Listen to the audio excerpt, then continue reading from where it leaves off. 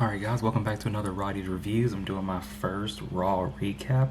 We just finished the Raw after Wrestlemania. Got a few things to go over. The show wasn't too crazy. It was a basic Monday Night Raw in my opinion.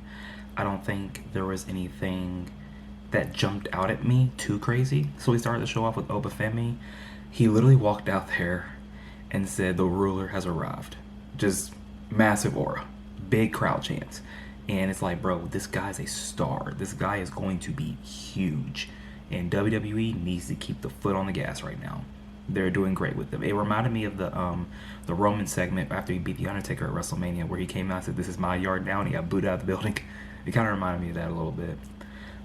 Next, we had our first match on the show.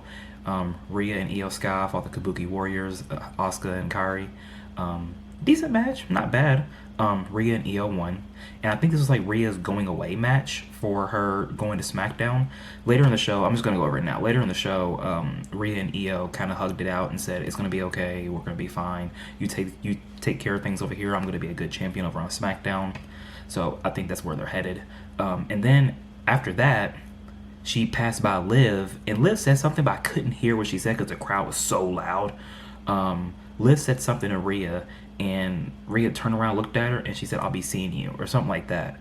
So I think we're going to get Rhea and Liv at Crown Jewel. And I don't know when Crown Jewel is, but I'm willing to bet they're going to go at it at Crown Jewel. So definitely be expecting that one in a couple months. Next, we had CM Punk come out and talk to the crowd, talk about what he went through, all the grief and things he had been going through, a lot of personal issues he was dealing with, and he wanted to thank all the fans. And as he was leaving, Cody came out, and Cody was like, he's like, "I'm the one who feels like a loser right now, blah, blah, blah." And Punk's like, "Are you calling me a loser?" And they kind of went back and forth. Cody's like, "No, I'm not calling you that. I'm not calling you that." And Punk was like, "You need to be proud and hold your head high." He's like, "You fought someone who used to be your friend and mentor. I fought someone that I just don't like." He's like, "You had it way worse than I did, regardless of how you look."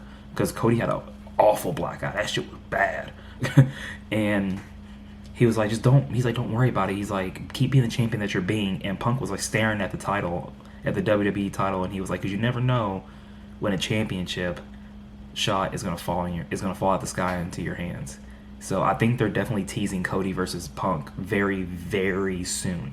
That might be the next rivalry we get after Cody finishes with after Cody finishes with Randy, if they're gonna keep that feud going, which I think they should. I mean, you don't just get punted and then say nothing about it. You know what I mean? Then the next thing we had was a vignette from Finn Balor just kind of calling out JD McDonough, because even after beating Dom at WrestleMania, he still had problems with JD, because JD also turned on him, and he has huge history with JD. Finn helped JD train just to get into wrestling, period, over in Ireland. So they have very long history with each other. So they had a match later on in the night. Their match was not bad. It was decent. Finn won. And then Dom came out for the attack. Finn fought him off. Pretty basic. It seems like we're probably going to get a rematch at some point, probably at Backlash. I said in my previous video, Backlash is pretty much just a bunch of rematches from WrestleMania. Typically, that's always what it is. So I'm not going to be surprised by that one. Next, we had a debuting Ethan Page took on Javon Evans. Match was not bad at all. Ethan Page is very underrated. He's a very, very underrated talent. And I'm happy he's on Raw. I think he's going to fit very well to mid-card. He could even be someone who gets into the world title scene eventually, but he's a very, very good talent. Out of that whole match, I think it ended up with Javon getting distracted by Rusev, because, Javon took Rusev out with the OG Cutter at WrestleMania in their ladder match. So now Javon and Rusev are beefing. Penta came out for the save, and it ended with Rusev holding the IC title up and everybody pretty much laid out. So I think we're going towards a fatal four-way. That's going to be Ethan, Javon, Rusev, and Penta. I think that's going to be a fatal four-way at some point, whether it's on Raw or if it's at Backlash. I think we're going to get a fatal four-way, though. And honestly, if they keep the multi-man matches for the title, that's not bad. You're keeping multiple talents busy. They're entertaining, and they're going for the mid-card title, which keeps the mid-card very busy. So I'm cool with that. I don't have a problem with that at all. Liv and Judgment Day showed up. Liv celebrating her title when she was distracted. Well, not distracted. She was interrupted by Sol Ruca. Sol Ruca debuted tonight as well. Sol Ruca is a beast. She had a lot of people wanting to see her on the main roster after the Royal Rumble earlier this year. So definitely congrats to her for coming up. Same with Ethan Page, congrats to him. They're going to both be really big names going forward. They had a match. And unfortunately, I got busy, so I didn't see the end of that match. But I'm just assuming Liv most likely won. I couldn't see Liv taking a loss on her first night as champion. So I'm assuming she just won. If it happened any differently, drop down in the comment section what happened, okay?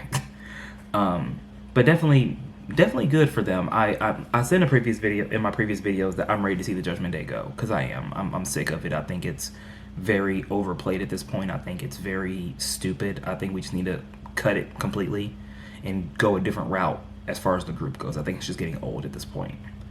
Next segment we had was a Paul Heyman segment with The Vision. We looked back on Brock Lesnar's career as well. We got some thank you Brock chants, because, you know, and even earlier today I seen on WWE Shop that they're selling Brock Lesnar retirement shirts, like thank you Brock shirts. Kind of surprising, since I guess this is really happening. I guess we're really gonna retire. I guess Brock really is done. But also at the same time, I feel like he's coming back for one more match. I have that gut feeling he's coming back for at least one more match. I truly just feel like that. I could be very wrong, but I think it's gonna be one more for sure. But yeah, the segment with The Vision had Braun Breaker return back to Raw as well. As he was talking, Seth Rollins came out. Seth comes from the back, hits Braun in the back with a chair, starts fighting The Vision. The Vision, you know, the numbers game gets on top of Seth. They start jumping him, and then we get a returning Street Profits. My boys, the Street Profits are back. We have not seen the Street Profits in months, and thank God we have them back. The tag division needed this so desperately. They needed it. I'm so happy they're back in the fold. I'm happy they're back. This is amazing. And the Street Profits and The Vision, they kind of fought to the back. And then Seth and Braun had their brawl in the ring. Braun, you know, he got the best of that brawl, which he should have. You know, he's returning, so definitely got the best of it. And he's just looking down at him. And honestly, we knew this was going to happen. We knew that Seth and Braun were going to be feuding for the months to come. And this is probably going to be. It's April right now. I guarantee this is not going to end until SummerSlam. If I'm being completely honest with you guys, it's not going to end until SummerSlam. And I only say that because we also have Bronson Reed that eventually will come back as well, and I think that's just going to keep it going. I'm worried that this feud might just get a little old after some point, but I just have that feeling that this is going to be our summer rivalry, truly. After that, we had a JD vignette, and right after that, Finn and JD had their match. Explained all that, yeah. You know, whatever. It's a mid-card match. We know what's going to happen. And then we get Gunther in the back talking to Jackie Redmond. And Gunther's pretty much saying, look, I'm going to be going for the world title soon. I'll cash in my favor eventually whenever I have it. But the world title's coming back with me.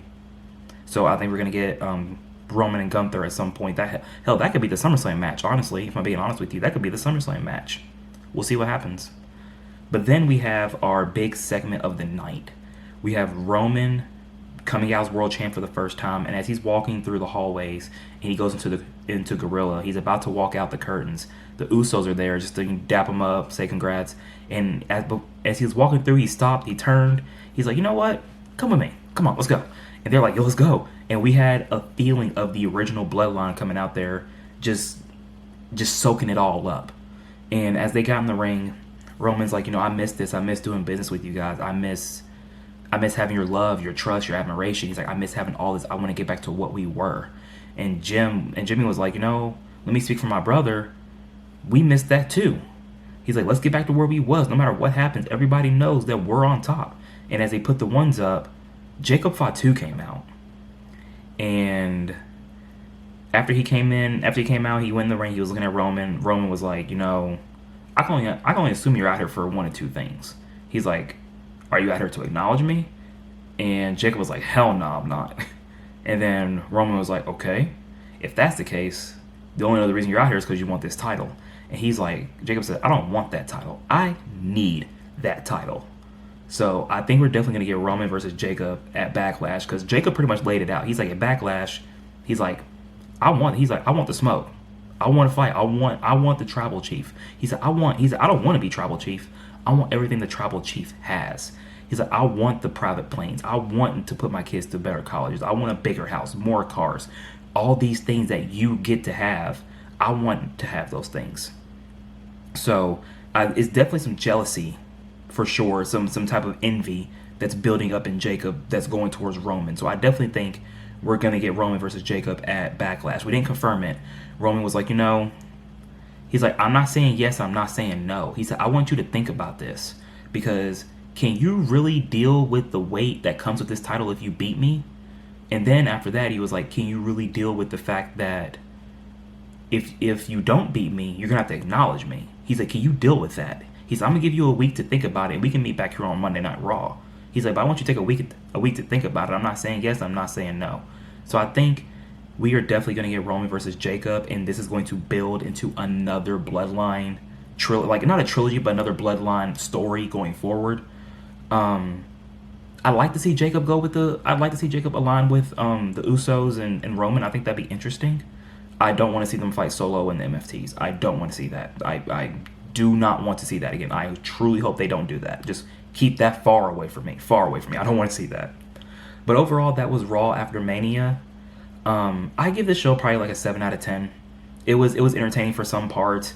There was not a lot of matches. I think there was only 3 or 4 matches in a 2.5 hour show, and that's just kind of trashy to me. I think they need to do better about putting more wrestling on the shows, and definitely need to lower the ads. That's probably a Netflix thing, but still, it's watering down the product so badly, and it's affecting the consumer. Like me as a consumer, as a fan watching the show, it's making the show just drag, and it's making the show feel not as entertaining. I don't want to see a bunch of ads because I don't want to see that. So definitely think they should do something about that. They're not going to, but they definitely should. But that was the Raw after Mania. Drop down in the comment section what your best part of the show was. Drop down in the comment section what you think we might get at not WrestleMania, at Backlash. Backlash is May 9th. I'm considering doing a watch along, man. Like, I might drop my Discord in the bio of one of these videos, maybe drop it in my own bio of the channel. I would love to do a watch along in Discord with a bunch of people who just love wrestling. I think that'd be fun to do. And the way that works is if you just join the Discord, whenever I stream it, hopefully it streams well, you just get in there, mute your mic, and you just watch along with us. We all comment, we all just have a good time together. I think that would be something really interesting to do if people would be interested in that. If you would love to do something like that, drop down in the comment section if you think that'd be cool. I think that'd be fun to do. But till next time, I'm Roddy.